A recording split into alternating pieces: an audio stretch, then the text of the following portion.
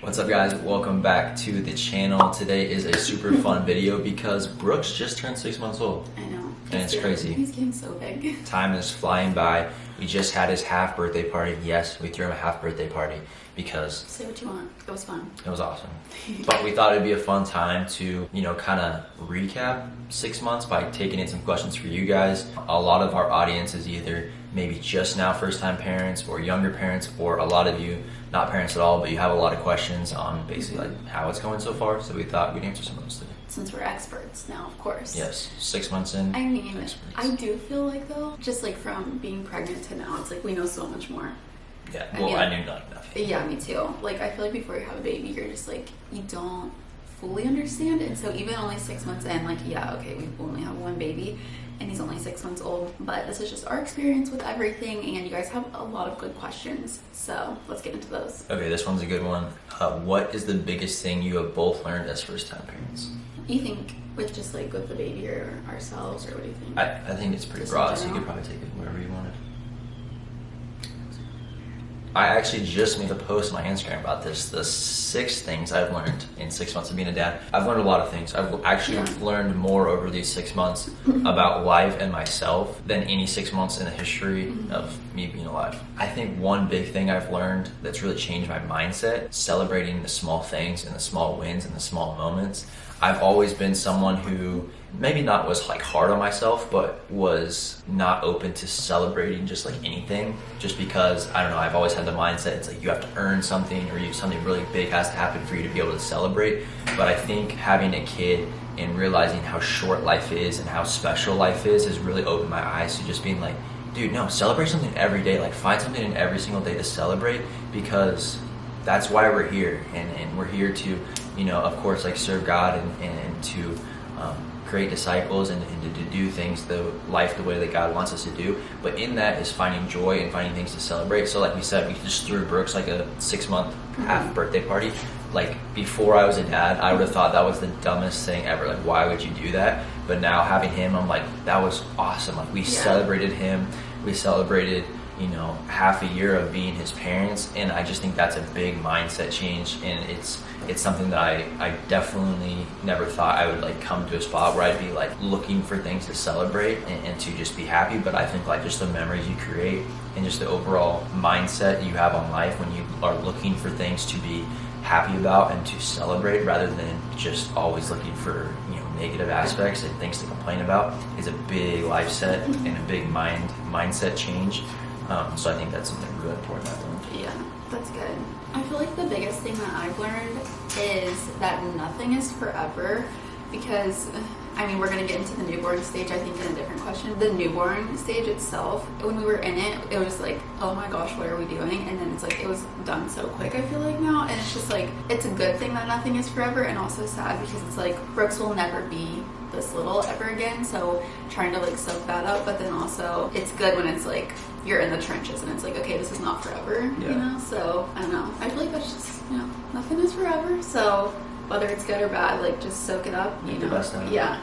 This next one says, how do you find the time to prioritize your marriage? I think it's definitely harder a little bit for us because you guys probably know we don't live by our family. I feel like it would be easier if we had parents here that could watch Brooks. So thankfully we do have some friends that are willing to watch Brooks, so we've been able to go on like a handful of date nights, and we were able to go out for our anniversary. Definitely date nights is one way. If you have help, I would say like at least a date night like a week, like once a week would be so nice. But since we don't have that, I feel like for us, our time together is when he goes to bed for the night. So then we have like the night times all to ourselves, which is harder when you have a newborn because their bedtime is so much later. But right now he's going to bed around like 7:30.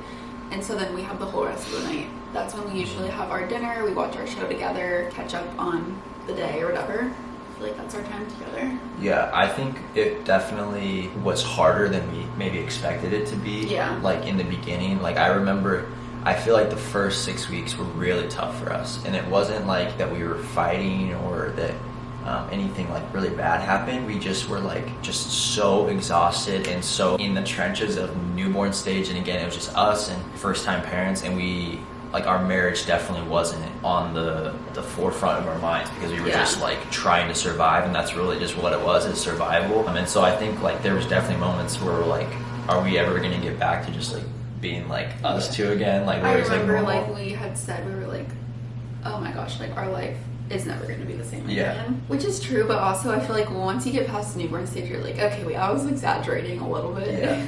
I think once we just kind of started getting in a rhythm and started getting into this like new reality, we found ways to be able to just get back to spending quality time together. And that didn't have to just be, you know, when Brooks is asleep. Like we found ways to, like even with Brooks, to still be building our marriage, whether that's walking and talking or taking little fun day trips here and there. But yeah, I think it's definitely something that you have to work harder on when you do have a kid, and especially have a newborn, because like it's very easy to let your marriage kind of be the last priority because you're trying to keep a human alive and you're trying to keep yourselves alive, and you're exhausted and you're not getting the things that you need. If that happens, it's very, very dangerous. And so I think we got to a spot where we're like, okay, like let's figure this out. Like obviously we're not maybe like feeling the best right now, but we got to figure out ways to start building each other up again and start communicating and stuff. And so I think that was like maybe like around the 6 or 7 week part where we both just kind of admitted to each other, like, I'm not feeling the best right now. Like you're not feeling the best right now. Like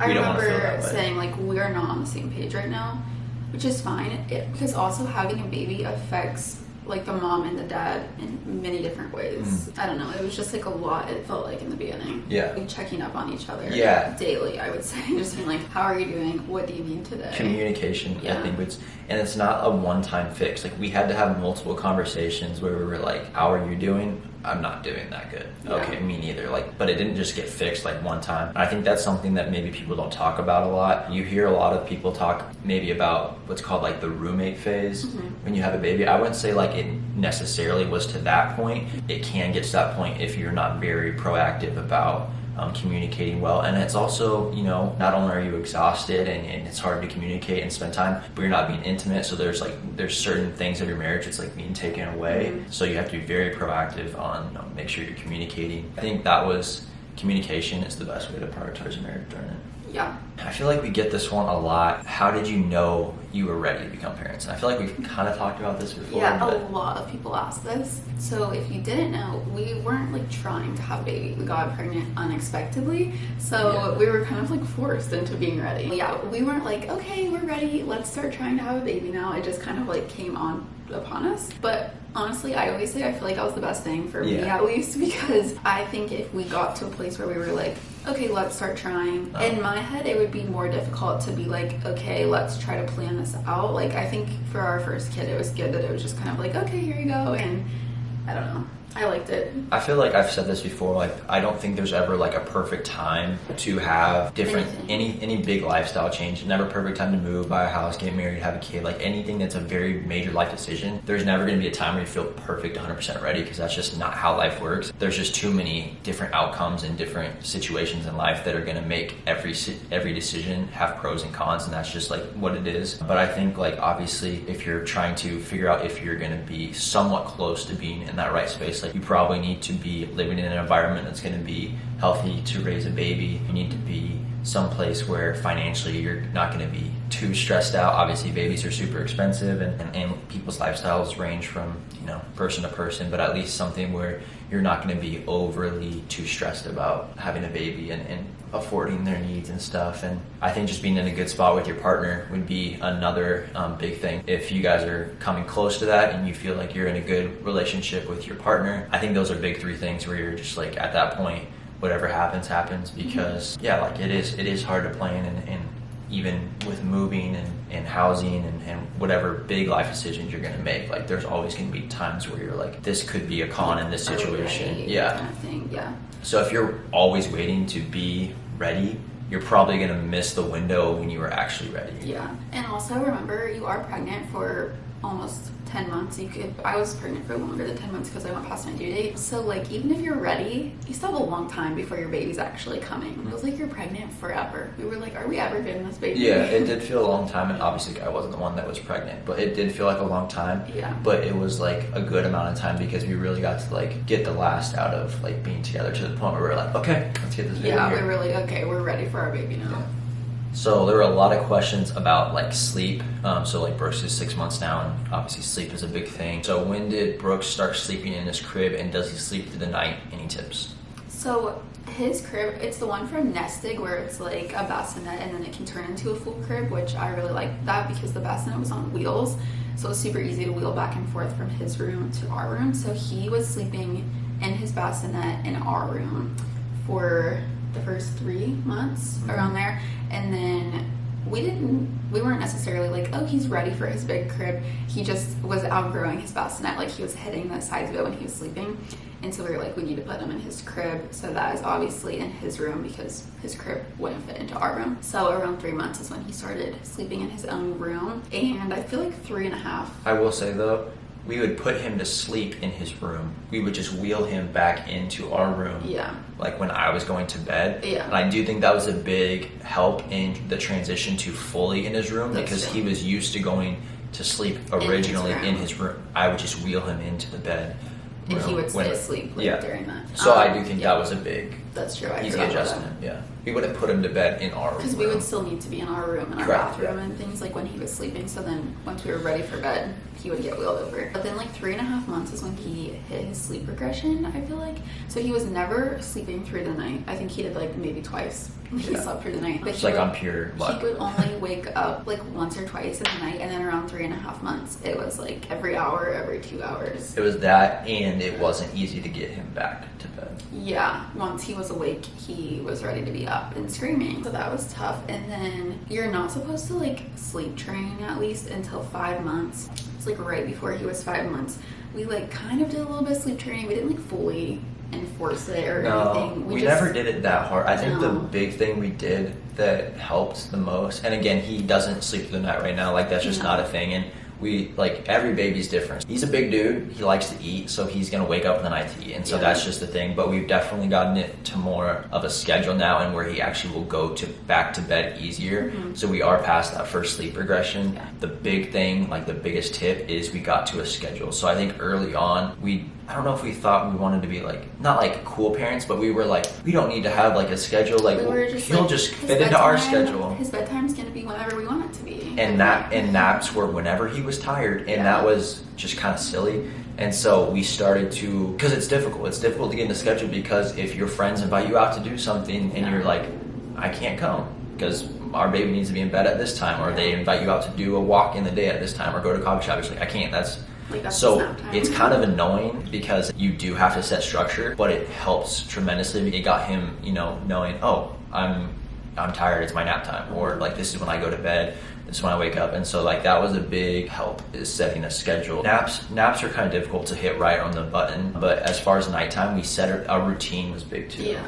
So his routine is like at 6:30 he has his dinner, then bath time, and then like pajamas, lotion, and then we'll read, and then bedtime. And every single night we do the exact same thing. Yeah, and like with the time that we're reading, he's like ready for bed already. So he goes to bed around, like I said, 7:30, like in that window. If he wakes up before midnight, we just like soothe him back to sleep. We like rub his back, he goes back to sleep on his own, which is really nice. And then he always wakes up around like 1 or 2, and then I will nurse him then. How did you, as a couple, survive the newborn stage? This person is currently in the trenches right now, and we feel for you. In the trenches. That's how it feels. It's really how it feels. I know. I feel like the newborn stage is so like you were just saying, you're like, Brooks now doesn't take naps on me anymore. Like he used to take contact naps so much. It was just like about that we're like, oh, we miss that, but then also the newborn is like so hard. There's so many like pros and cons to it.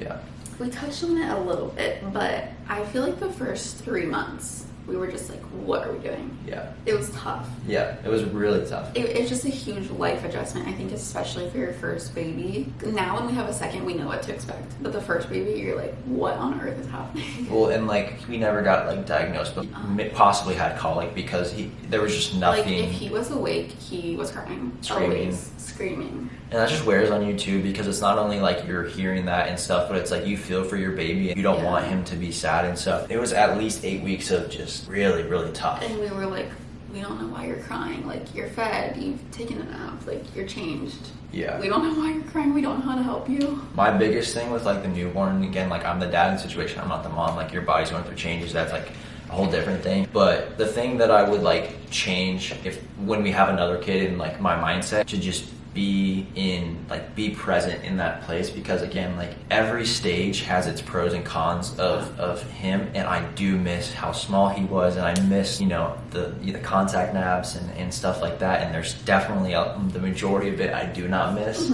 Like we've talked about it, like I feel like I'm definitely more of like a toddler dad than a kid dad. Even like right now, like 6 months, I'm like, this is so much more fun. It is, it's super fun, but we look back at those photos and we're like, it wasn't that bad. Yeah, even though it was that bad, it's something that's like when you're in it, it feels so hard, and then when you're out of it, you're like, it couldn't have been that bad. It's just like a tough workout. Like people that run, and during that run, you're like, why am I running? This sucks. I hate this. Like, why would I ever do it? And then you reach the end of it, and you get the runner's high, and you feel that, and you're like, I'm glad I did that, because now, like, I broke through that, and I feel better. I think that's kind of how it felt during the newborn stage. It was like, what is life? What is happening? Why did we do this? What is going on? Will it ever get better? Yeah. And then one day it just was better. We were better for it, and it was just like we got through that, and we're on the other side, and it's just been good. I feel like my biggest advice about the newborn stage is just to embrace it, because it really does go by fast. Like when you're in it, you really think this is never ending. I remember one of my friends that was pregnant the other day, she was asking me about Brooks's something when he was a newborn, and I said, I don't even remember.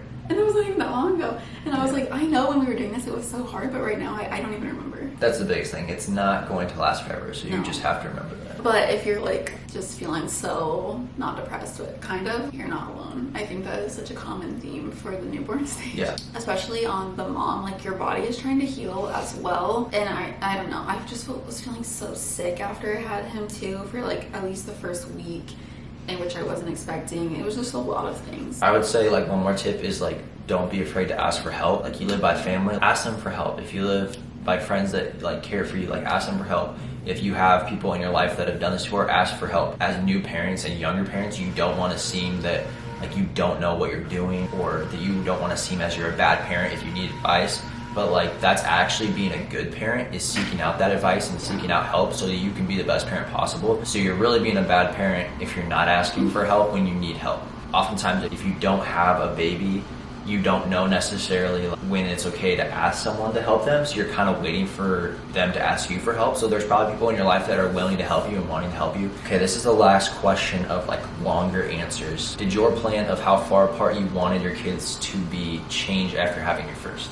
I don't think so, because And like how many we want. Yeah, someone else asked that. I remember seeing that a couple times. I think because we like weren't trying for a baby when we got pregnant with Brooks, we always kind of knew we didn't want to be super close. So we've always said like, maybe when he's around 2, we'll be okay, what are we feeling, you know? Yeah. But I always say, I feel like things just always change. I never want to be, okay, on his 2nd birthday, let's try to get pregnant, because if it's like before that and we're like, you know what, we feel ready, or if it's like it comes to his 2nd birthday and we're like, we do not want another baby right now, I don't really know what we'll be feeling like. I feel like how many kids I wanted changed. I mean, we kind of always said 3. We were kind of like, maybe 4. There is no way I'm having 4 babies. Like, yeah. Just like being pregnant too, on top of that, I'm not being pregnant 4 times. I think that's the big thing. When we were in the newborn state, I legitimately, it wasn't a joke. Like I was like, we're done. Yeah, like, we were both like, I was literally looking up baby. vasectomies like on the internet. I was like, we can't do this again. Like we're not. No. But now that he's like past it and he's 6 months, I was like, dude, I love that kid so much. Like I love being a dad. You can't not give him a sibling. Because you have to go through like the pregnancy and the whole thing. Yeah. Like you're closer to maybe wanting 2. I at least want 3. I know, right now I'm like 2 sounds nice. Yeah. So we'll see. But we've always kind of had said 3. I don't know. I feel like it's one of those things. We'll just take it as it comes, you know? Yeah. Obviously there's different stages, but we have gotten used to it. It's gotten easier as time's gone on. So I think the idea of having more will be easier as time goes on and we figure out what we're doing and stuff. So I think that's a big thing. I feel like I change my mind so often. The other week I was like, we already have 1 baby, let's just have another so that they're babies at the same time. And then I'm like, no, I can't do that. I just go so back and forth. If you didn't have to like be pregnant, I'd be fine with having another baby. I know, I said that. I was like, if I didn't have to be pregnant for so long, I would have another one right now. I can't be pregnant again though. Yeah. At the end of the day, like we're very aware and like it's been very clear in our life that God has his hand on it and his hand has, you know, made decisions for us and put those plans in place. And it's a lot of things that have happened in our relationship and our marriage and our life so far together has not been of our decision, I'm very like okay with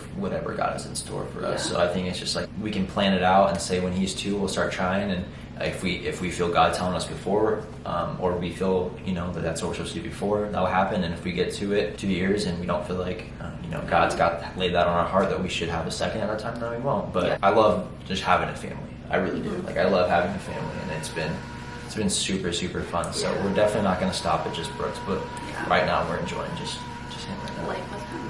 Okay, now we're just gonna rapid fire these, even though I love to talk, so cut me off if I'm talking too long. I have a couple that we just wanted to go through really, really quick. So first, was your Duna worth it? I see you post with the bigger stroller more now. Yes, the Duna is worth it. We love our Duna. For car seat stroller situation, the only reason we use our bigger stroller is if we're going on walks like around where we live, but any travel purposes, we always use the Duna. Duna's the best. Obviously, like it's very expensive, and so I'm not going to be like, you have to get the Duna, because it's very, very expensive, and we were lucky enough to get it as a gift from some family. And so if you have the privilege of being able to get a Duna, get it, because it has been very helpful, especially when he was a newborn. The fact just being able to go from strolling to car seat so fast. Straight in, you literally click it into the base, and it's amazing. And traveling on an airplane, we only have to take one item. That's like you don't gotta do car seat and stroller. So use the other stroller when we're doing longer walks, just because it's like a bigger base and he can sit up a little bit easier and seat out, because the Duna, you're looking back at us. Any car seat that turns into a stroller is a lifesaver. So I definitely recommend if you're able to afford it, or if you have family that's willing to bless you with that. You can use it for more babies too. Must have baby item aside from the Duna, because we love our Duna. We would say that, but good stain remover. We use the Mouth's Messy Eaters, I think is what it's called, and it literally gets stains out of everything. I use it on our clothes too. It's perfect. Yeah, I would say a good carrier. I didn't realize how much Brooks would, especially when he was a newborn, would need to be like on us, because like you just couldn't put him down. But when he was a baby, I never felt like I could get anything done, because he was just constantly needed to be on someone. So getting a carrier that's comfortable and is comfortable for him, I think is super important to have. Lots of questions about breastfeeding. This one was, are you planning to continue breastfeeding for a year? Yes, I think around a year is when I'll try to like wean him, but my goal is a year. Dude loves breastfeeding, so when we take him off that, he's gonna be sad. That's gonna be tough couple weeks. Since you weren't trying, did you have any future trips planned you had to cancel? I wanted to answer this because we didn't like actually book flights or anything. But we were planning it. We were going to Europe for 3 weeks in the summer, which is right when my due date was. We were gonna go to the Ryder Cup in Italy, which is USA golf versus European golf, and it's very sad we didn't get to go. Yeah, that was the first time we found out we were pregnant. We were like, we're not going to Europe now. Yeah. And we've never been, so we really want to. So now it's like we have to take Brooks with us. That was kind of our trip, but we were like, we're going to do this trip, and then we'll have a kid. But God's like, nah, you ain't going. So now he's going to come with us whenever we plan. Yeah, we do want to go before we have a second, but... When did you introduce food? We did it around like 4.5 months. Like purees and stuff, not like purees, whole foods or anything. The last question for, I guess, the whole video is teething. Yeah, lots of people had questions about his teething. I think he's been teething since like 3 months, but he doesn't have any teeth. He just like goes through little phases where you can just tell that his gums his face are really bothered. He gets like kind of red and he gets extra fussy and is always wanting to like bite down on a finger. He has no teeth and no hair. That's for 6 months. He's got none of that. He's definitely teething now, but our doctor said like he might not get his first tooth until like 9 months even, so I don't really know. Well, that was all the questions for our Q&A. Hopefully we covered a lot and answered good questions for you guys. Thank you guys for watching this video. Next week we're going to San Diego for Cass's birthday, so that will be our next video. Look out for that vlog. We're super excited. Really Cass is turning 24 years old, guys. She is climbing on up there. I know, not as old as you. Yeah, not as old as me. I'm climbing up there real fast. Yeah, you're climbing. But yeah, we're going to San Diego, which Cass has never been to San Diego, so I'm excited. We're super excited to do that. So that'll be our next video, so look out soon for that video. But thank you guys for watching. We'll see you next time. Bye. Peace.